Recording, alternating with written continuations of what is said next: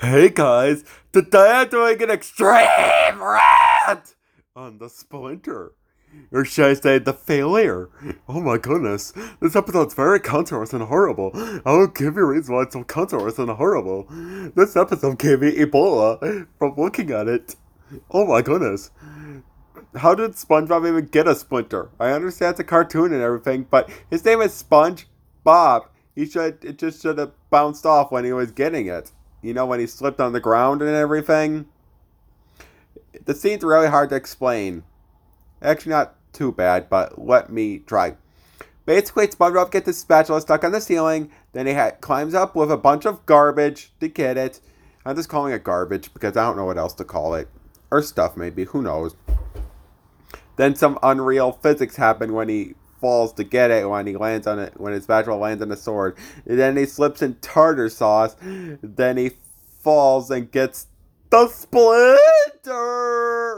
Oh my goodness, that scene was horrible and cancerous. Then SpongeBob tries to work without using without using that hand with the Splinter on it. Notice how I'm saying Splinter? It's to emphasize it. Oh my goodness.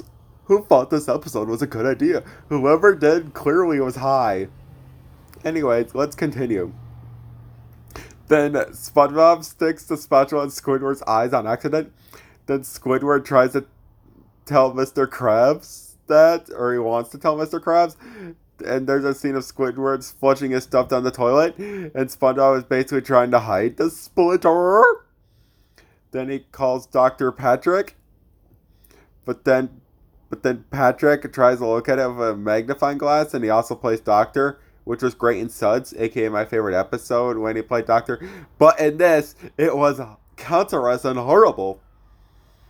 Anyways, then he puts one of those stakes on it, I think is what it's called. And he uses a mallet and makes it look worse. Then he puts garbage on it, which, oh my gosh. If you're squeamish, do not watch this episode. And at the end, SpongeBob is trying to hide the Splinter from Mr. Krabs when Squidward got him in there.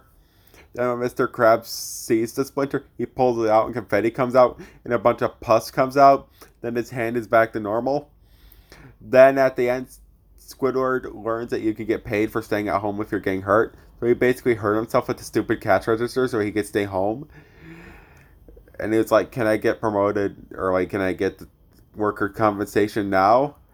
Then Mr. Krabs is like, your shift ended 3 minutes ago. Anyways, just forget this Ebola giving garbage.